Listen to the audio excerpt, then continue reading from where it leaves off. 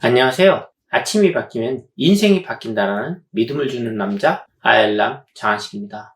오늘 여러분에게 추천 공유하는 내용의 책은 최악의 상황은 나에게만 벌어지는 것이 아니다라는 카테고리 사람만 남았다라는 책으로 시원스러운 아침을 열겠습니다. 명절 때만 되면 자주 방송되던 노팅힐이라는 영화가 있습니다. 그 영화를 보면 영화 중반에 넘어가는 무렵에 흥미로운 장면이 하나 나옵니다. 다 망해가는 여행서 전문 서점을 운영하는 평범한 이혼남 윌리엄 데커, 우연한 기회에 세계적인 영화 배우인 할리우드 스타 애나 스콧과 인연을 맺습니다. 그렇게 만남과 헤어짐을 계속하던 그들은 윌리엄이 오랜 친구 맥스와 벨라의 집에 초대받습니다. 즐거운 저녁 식사가 끝나갈 무렵 디저트로 제공된 초콜릿 케이크 일종인 브라우니 한 조각이 남습니다. 그 브라우니를 누가 먹는 것인지를 두고 그들은 내기를 하는데, 내기 주제는 과연 누가 마지막 남은 달콤한 브라우니를 챙겨 먹어야 할 만큼 더 불행한가였죠. 제일 먼저 도전한 이는 다니던 증권사에서 이제 막 해고를 당한 번이라는 친구였습니다. 첫 도전자부터 무척이나 유력해 보입니다. 그러나 가장 불행한 사람이라는 타이틀은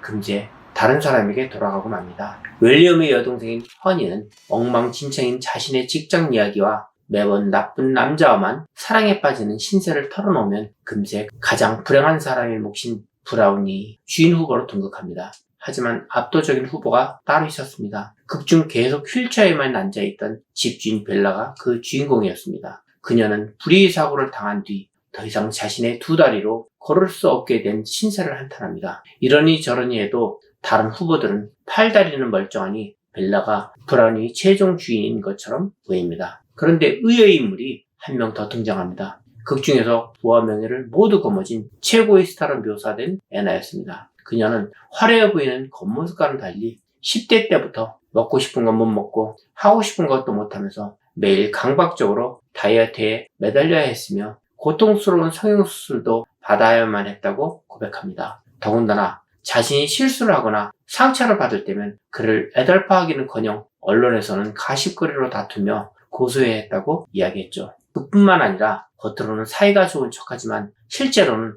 폭행을 일삼는 남자친구가 있으며, 세월이 흘러 매력이 사라지면 그동안 아름다운 미모가 가려왔던 수준 이하의 연기력도 들통나고 그런 나이든 중년 여인이 되고 말 거라고 푸념합니다.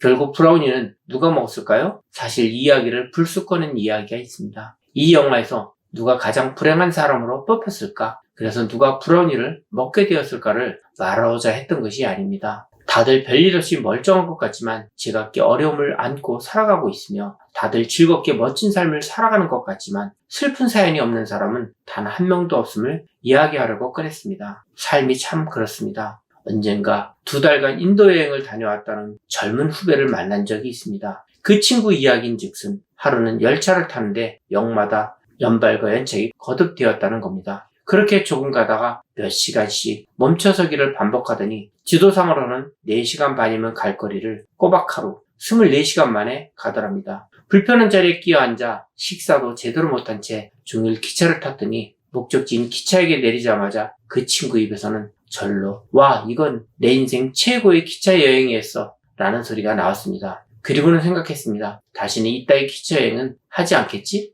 며칠 뒤 후배는 다시 기차를 타게 됐는데 그날은 상황이 더 고약했습니다. 예약한 자리에는 말도 안 통하는 인도인 할머니 2명이 끼어 앉아 있었고, 열차의 냉방시설은 고장이 나서 찜통인데 기차는 출발 예정 시간인 7시간이 지나도록 출발할 기미가 안 보였습니다. 알고 보니 그 기차의 1등석에 타기로 한 시장이 행사에 참석하느라 늦게 왔더라고요. 그 한 명을 기다리기 위해 20량 가까운 기차의 열차를 통째로 기다리게 했던 거랍니다. 우여곡절 끝에 기차는 출발을 했는데 한참을 가다가 이번에는 주변에 아무것도 없는 들판에 아예 멈춰서 버렸습니다. 그리고는 다시 몇 시간이 지나 한밤중이 되도록 출발할 생각을 하지 않는데, 인도 현지인들은 아무렇지도 않다는 듯 기차에서 내려 음식을 해먹거나 싸운 음식을 먹으며 아예 캠핑하듯 노숙할 준비를 하는 것이 아니겠습니까? 아무런 준비 없이 기차에 올라탔던 후배는 쫄쫄 굶을 수밖에 없었습니다. 새벽 동이틀 무렵이야 기차는 다시 움직이기 시작했고, 그렇게 59시간 만에 후배는 목적한 도시에 도착할 수 있었다고 합니다. 그러나 이번에는 내 인생 최고의 기차 여행이었다는 말은 하지 않았다고 합니다. 분명 며칠 전까지만 하더라도 다소 불편한 자리에 앉아 24시간을 타고 온 기차여행을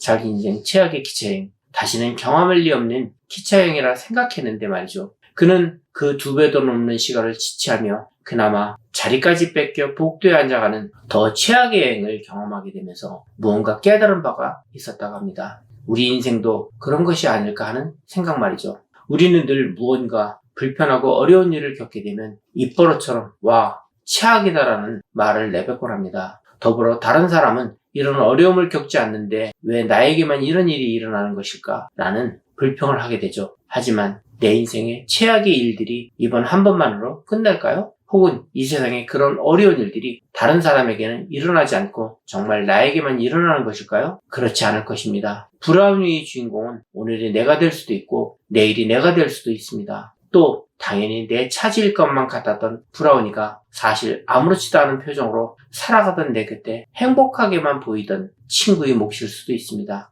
저 역시 젊은 시절에는 남들이 보면 날마다 최악이라 할 수 있을 정도로 되는 일이 없던 날들이 연속이었습니다. 하루를 보면 와, 오늘같이 힘든 날이 다시는 오지 않겠지? 라고 생각하기가 무섭게 다음 날은 더 아프고 힘든 일들이 펼쳐졌습니다. 그러나 그 안에서 즐거움을 찾고 감사할 것을 찾으며 날마다 조금씩 앞으로 또 앞으로 나아가고자 했습니다. 그러한 나날들이 모여 새로운 날들이 만들어지기 시작했습니다. 사람만 남았다 중에서. 여러분이라면 어떻게 할 건가요? 오늘의 내가 최고 불행하거든 이라고 말하며 순간의 달콤한 맛을 주는 브라우니의 주인공이 되겠습니까? 아니면 이런 일쯤은 내일도 또 내일도 내게 일어날 수도 있고 나 아닌 다른 사람들에게도 일어날 수도 있어 라며 툴툴 털고 일어나 새로운 날들을 맞이하시겠습니까? 여러분의 하루는 희망으로 가득 찬 사랑이 이어지는 행복한 시간이 되시길 바랍니다. 감사합니다.